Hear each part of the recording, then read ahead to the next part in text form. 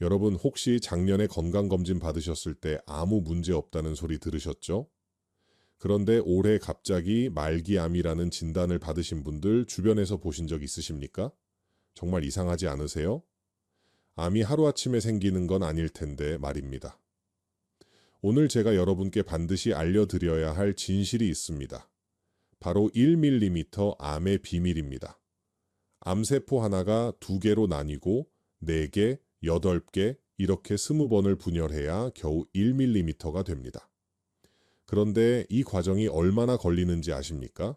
짧게는 수년, 길게는 수십 년이 걸립니다.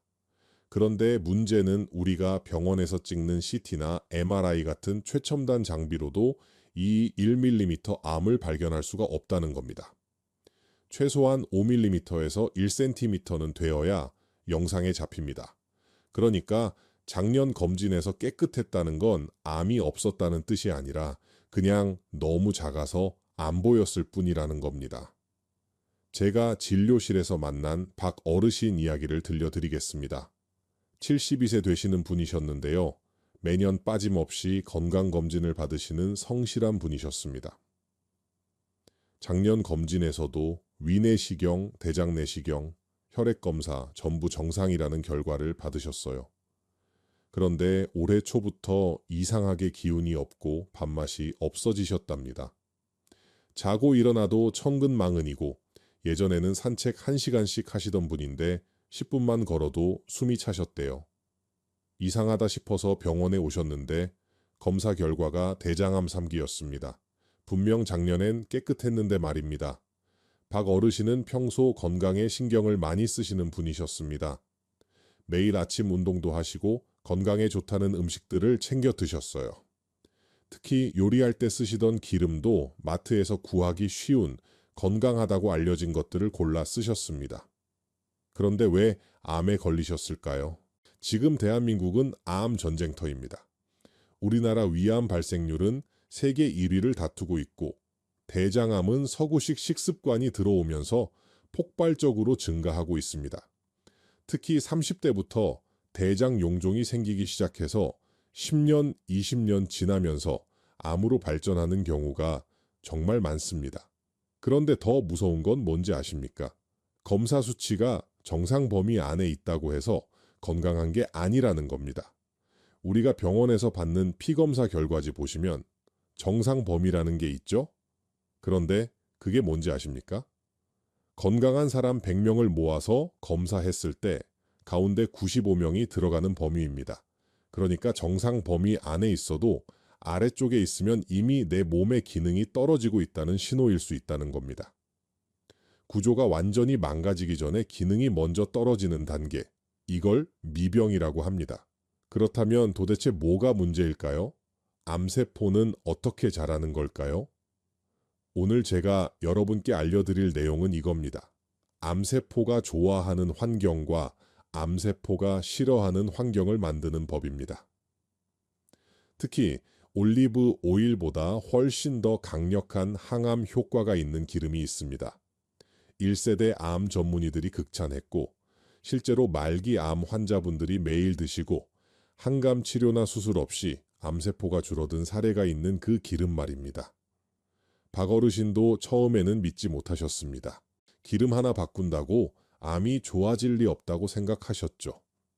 하지만 지금부터 제가 말씀드리는 내용을 끝까지 들으시면 왜 식탁 위 기름 하나가 여러분의 생명을 좌우할 수 있는지 정확히 이해하실 겁니다. 오늘 영상이 기대되신다면 좋아요 버튼 한번 눌러주시고요. 댓글에 기대 2글자만 남겨주세요.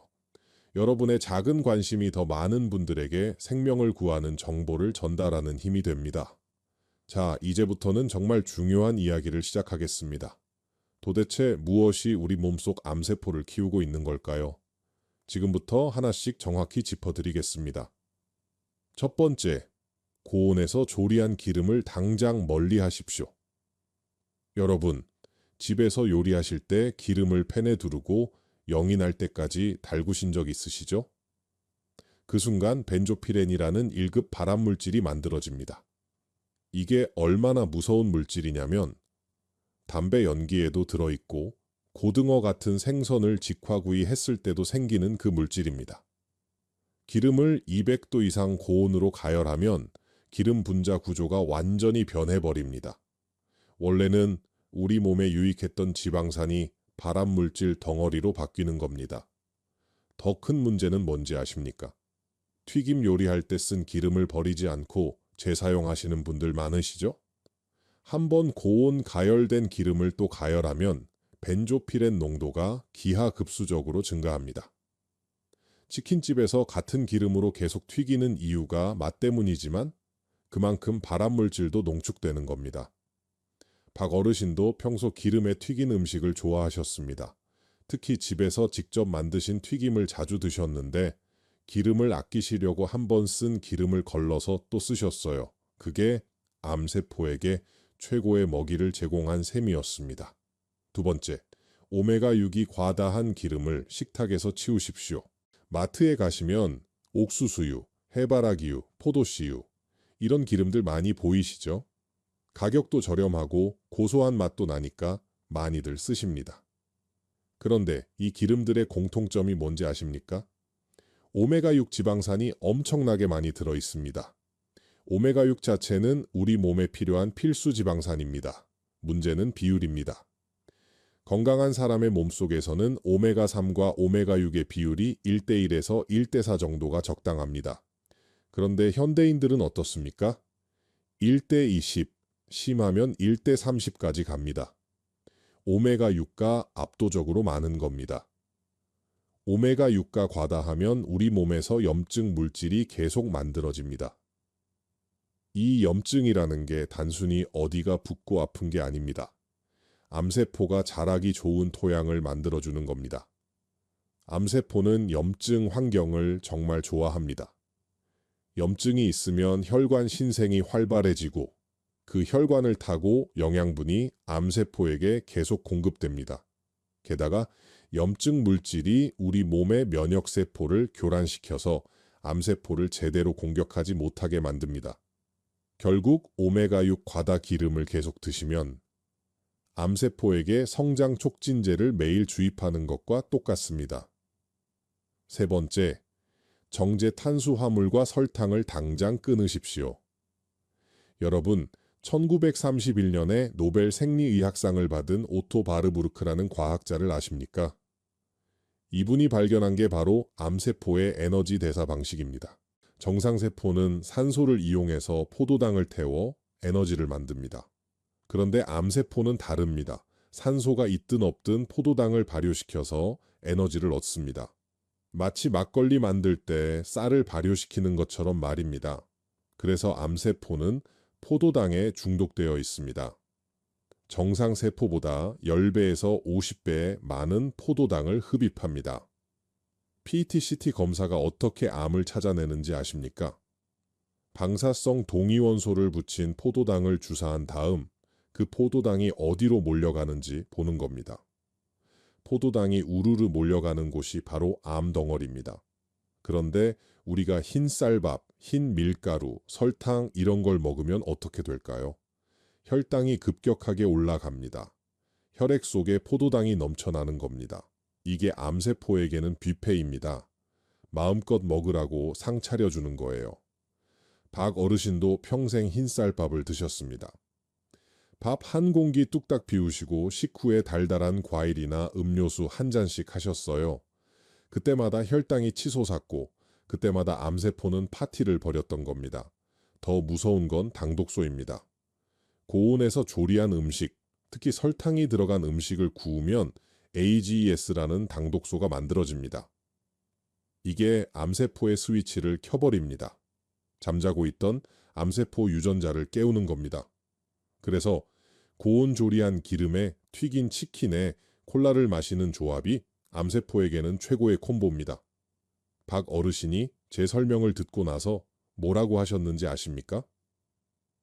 선생님, 그럼 제가 평생 암세포를 키워왔던 거네요? 라고 하시더군요. 맞습니다. 본인도 모르게 건강에 좋다고 생각하면서 매일매일 암세포에게 먹이를 주고 계셨던 겁니다. 오늘 이 영상이 정말 중요하다고 생각되시면 가족들, 친구분들에게 꼭 공유해 주세요. 당장 오늘부터라도 식탁 위 기름과 밥그릇을 바꿔야 합니다. 공유 한 번이 누군가의 생명을 살릴 수 있습니다. 하지만 여러분, 희망이 있습니다. 암세포가 싫어하는 환경을 만들 수 있습니다. 지금부터 제가 알려드리는 3가지만 실천하셔도 여러분의 몸속 토양이 완전히 바뀝니다. 암세포가 살 수 없는 땅으로 말입니다. 첫 번째, 냉압착 들기름을 매일 드십시오. 들깨를 저온에서 천천히 짜낸 냉압착 들기름, 이게 바로 1세대 암 전문의들이 극찬한 그 기름입니다. 올리브 오일보다 훨씬 강력합니다. 왜 그럴까요? 들기름에는 오메가3 지방산 중에서도 알파리놀렌산이라는 성분이 60% 이상 들어있습니다. 이게 우리 몸에 들어가면 EPA와 DHA로 전환되면서 강력한 항염작용을 합니다. 아까 말씀드렸죠? 오메가6 과다가 염증을 만들어서 암세포의 온상이 된다고요. 들기름의 오메가3은 그 반대입니다. 염증을 잡아줍니다. 오메가3과 오메가6의 비율을 1대4 이내로 맞춰주는 겁니다. 염증이 가라앉으면 암세포로 가던 영양 공급 라인이 끊어집니다. 게다가 우리 몸의 면역세포가 제 기능을 되찾아서 암세포를 공격하기 시작합니다. 실제로 유럽과 미국에서 진행된 연구들을 보면 오메가3 섭취량이 많은 사람들이 대장암, 유방암, 전립선암 발생률이 30%에서 40% 낮게 나왔습니다. 특히 이것은 요법이라고 들어보셨습니까? 말기 암 환자들을 위한 자연 치료법인데 여기서도 냉압착 들기름을 핵심 식재료로 사용합니다. 그런데 주의할 점이 있습니다. 반드시 냉압착이어야 합니다. 고온에서 짜낸 들기름은 아까 말씀드린 벤조피렌이 생깁니다. 냉압착은 40도 이하에서 천천히 압착해서 영양소가 파괴되지 않고 발암물질도 생기지 않습니다. 그리고 절대 가열하지 마십시오. 들기름은 생으로 드셔야 합니다. 샐러드에 뿌리거나 나물 무칠 때 넣거나 아침에 한 스푼 그대로 드시는 겁니다. 두 번째, 코코넛 오일을 활용하십시오. 코코넛 오일은 특별합니다. 다른 기름들과 구조가 완전히 다릅니다. 중쇄지방산이라고 해서 분자 사슬이 짧습니다. 이게 왜 중요하냐면 암세포가 이용할 수 없기 때문입니다. 아까 암세포는 포도당을 발효시켜서 에너지를 얻는다고 했죠? 그런데 중쇄지방산은 발효가 안 됩니다. 암세포는 못 먹는데 우리 정상세포는 바로바로 에너지로 쓸 수 있습니다. 특히 말기암 환자분들 중에 악액질이라고 해서 극심한 영양실조 상태에 빠지시는 분들 많으십니다. 밥을 먹어도 암세포가 다 가져가 버리고 근육은 녹아내리고 체중이 급격히 빠지는 겁니다. 이럴 때 코코넛 오일이 생명줄이 됩니다. 암세포는 못 먹고 환자분 몸에만 에너지가 공급되는 겁니다. 게다가 코코넛 오일은 발연점이 높아서 요리할 때 써도 됩니다.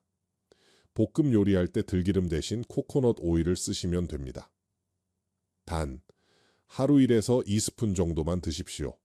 아무리 좋아도 과하면 열량 과다가 됩니다. 세 번째, 히포크라테스 스프를 드십시오. 이름이 좀 어렵죠? 의학의 아버지 히포크라테스의 이름을 딴 스프입니다. 만드는 방법은 간단합니다.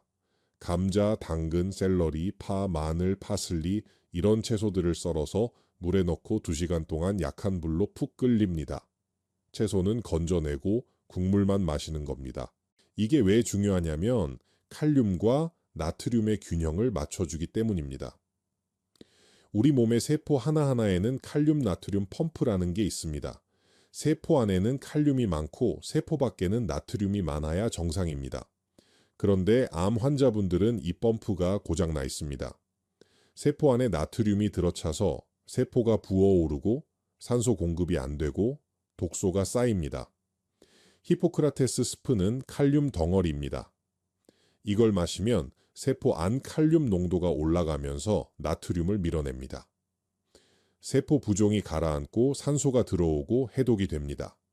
암세포는 산소를 싫어합니다. 산소 농도가 높아지면 암세포가 살기 힘들어집니다. 박 어르신이 이 이야기를 듣고 나서 뭐라고 하셨는지 아십니까? 선생님, 그럼 제가 지금까지 잘못 먹었던 기름 대신 이 세 가지만 바꾸면 되는 겁니까? 라고 물으셨습니다. 맞습니다. 식탁 위 기름 세 가지만 바꾸셔도 몸속 환경이 180도 달라집니다. 최근에 액체 생검이라는 기술이 나왔습니다. 혈액 속에 떠다니는 암세포의 DNA 조각을 찾아내는 건데요. 영상 검사에서 보이기 전에 미리 암의 씨앗을 발견할 수 있습니다. 이 검사에서도 오메가3 섭취가 많은 사람들은 암세포 DNA 농도가 현저히 낮게 나옵니다. 이미 과학적으로 증명된 사실입니다. 여러분, 오늘 영상이 정말 도움이 되셨다면 지금 바로 구독 버튼과 알림 설정 버튼을 꾹 눌러주세요. 앞으로도 암을 이기는 식탁, 건강을 지키는 생활 습관을 계속 알려드리겠습니다. 여러분의 구독이 더 많은 생명을 살리는 정보를 만드는 힘이 됩니다. 자, 그렇다면 이제 가장 중요한 질문이 남았습니다. 도대체 어떻게 실천하느냐 이거죠? 박 어르신도 똑같이 물어보셨습니다. 좋은 건 알겠는데 아침부터 저녁까지 구체적으로 어떻게 먹어야 하는지 막막하다고요. 지금부터 하루 루틴을 정확히 알려드리겠습니다. 아침에 일어나시면 제일 먼저 이렇게 하십시오. 냉장고에서 냉압착 들기름을 꺼내서 숟가락으로 한 스푼 그대로 드십니다. 비린 맛이 느껴지시면 견과류 몇 알을 함께 드세요. 호두, 아몬드, 잣, 뭐든 좋습니다. 견과류에 들어있는 비타민 E가 들기름의 산화를 막아주고 흡수율을 2배 올려줍니다. 이게 아침 루틴의 시작입니다. 아침 식사 때는 거꾸로 드십시오. 밥그릇부터 들지 마시고 먼저 접시에 담긴 채소를 드세요. 상추, 깨십, 오이, 토마토 뭐든 좋습니다. 그 다음 계란이나 생선 같은 단백질 반찬을 드시고 맨 마지막에 밥을 드십시오. 이 순서가 정말 중요합니다. 채소의 식이섬유가 위장에 먼저 깔리면 나중에 들어오는 밥의 당분 흡수 속도가 확 느려집니다. 혈당이 천천히 올라가니까 암세포가 파티를 못 벌이는 겁니다. 점심과 저녁도 똑같습니다. 채소 먼저, 단백질 그 다음 탄수화물은 맨 나중입니다. 그리고 요리할 때 볶음이나 구이를 하셔야 한다면 코코넛 오일을 쓰십시오. 절대 연기 나도록 달구지 마시고 중불에서 천천히 익히세요. 들기름은 가열하면 안 되니까 나물 무치거나 샐러드 드레싱으로만 쓰십시오. 오후 간식 시간에는 히포크라테스 스프를 한 컵 드십시오. 미리 만들어서 냉장고에 보관했다가 데워 드시면 됩니다. 하루 2에서 3컵 정도가 적당합니다. 스프가 없으면 당근이나 샐러리 같은 칼륨 많은 채소를 생으로 드셔도 좋습니다. 단, 과일은 조심하셔야 합니다. 과일에도 당분이 많으니까 하루 한두 조각 정도로 제한하십시오. 박 어르신은 이 루틴을 시작하시면서 처음 2주가 제일 힘들었다고 하셨습니다. 평생 먹던 방식을 바꾸는 게 쉽지 않으셨대요. 하지만 3주 차부터 몸이 달라지는 게 느껴지셨답니다. 아침에 일어날 때 몸이 가벼워지고 소화도 잘 되고 무엇보다 기운이 나기 시작하셨어요. 그런데 여러분 중에 이런 질문 하실 분들 계실 겁니다. 지금부터 가장 많이 받는 질문 3가지에 답해 드리겠습니다. 첫 번째 질문, 들기름을 어떻게 보관해야 하나요? 들기름은 산패가 정말 빠릅니다. 공기, 빛, 열에 노출되면 금방 상합니다. 반드시 어두운 유리병에 담긴 제품을 사시고 개봉하신 다음에는 냉장고에 보관하십시오. 그리고 한 달 안에 다 드셔야 합니다. 들기름이 상하면 비린내가 심하게 나고 쓴맛이 납니다. 그런 들기름은 오히려 몸에 해롭습니다. 소량 포장된 제품을 자주 사시는 게 낫습니다. 두 번째 질문, 하루에 얼마나 먹어야 하나요? 들기름은 하루 1에서 2스푼이면 충분합니다.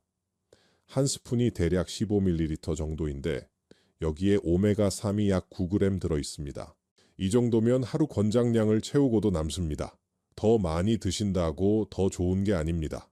과하면 열량 과다가 되고 오히려 소화 장애가 올 수 있습니다. 코코넛 오일도 마찬가지입니다. 하루 1에서 2스푼 요리할 때 조금씩 쓰시면 됩니다. 세 번째 질문, 올리브 오일과 병행해도 되나요? 물론입니다. 올리브 오일도 좋은 기름입니다. 오메가9 지방산이 풍부해서 혈관 건강에 좋습니다. 다만 용도를 구분하십시오. 올리브 오일은 샐러드 드레싱이나 빵 찍어 드실 때 쓰시고, 들기름은 나물 무치거나 아침 공복에 그대로 드시는 용도로 쓰십시오. 두 가지를 번갈아 드시면 지방산 균형이 더 좋아집니다. 한 가지 더 말씀드리면 채소는 껍질째 드십시오. 당근도 깨끗이 씻어서 껍질째, 감자도 쪄서 껍질째 드세요. 껍질에 항산화 물질과 식이섬유가 집중되어 있습니다. 깎아서 버리는 순간 영양소의 절반을 버리는 겁니다. 박 어르신은 이 루틴을 6개월 동안 실천하셨습니다. 처음엔 반신반의하셨지만 한 달에 한 번씩 병원에 오셔서 검사를 받으셨어요.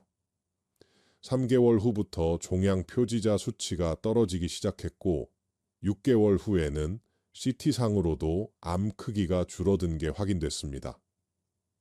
여러분, 지금 이 영상을 보시고 당장 오늘부터 실천하실 예정이시라면 댓글에 실천 2글자만 남겨주세요. 그리고 같은 마음으로 시작하시는 분들끼리 서로 응원의 댓글 달아주시면 더 큰 힘이 됩니다. 혼자가 아니라 함께하면 훨씬 쉽습니다. 여러분의 댓글 하나하나가 누군가에게는 용기가 됩니다. 여러분, 오늘 긴 이야기 끝까지 들어주셔서 정말 감사합니다. 핵심만 3가지로 정리해 드리겠습니다. 첫째, 암세포는 설탕과 나쁜 기름을 먹고 자랍니다. 고온 조리 기름, 오메가6 과다 기름, 정제 탄수화물을 멀리 하십시오. 둘째, 냉압착 들기름의 오메가3이 염증을 잡고 암세포가 살 수 없는 환경을 만듭니다. 코코넛 오일과 히포크라테스 스프를 함께 드시면 더 강력합니다. 셋째, 거꾸로 식사법으로 혈당 피크를 차단하십시오. 채소부터 드시고 단백질 그 다음, 탄수화물은 맨 마지막입니다. 박 어르신은 지금 어떻게 되셨을까요? 1년이 지난 지금 어르신은 매일 아침 산책을 다시 시작하셨습니다. 6개월 전만 해도 10분도 못 걷던 분이 지금은 1시간씩 걸으십니다. 최근 검사에서 암 수치가 정상 범위로 들어왔고 CT상으로도 병변이 거의 보이지 않을 정도로 좋아지셨습니다.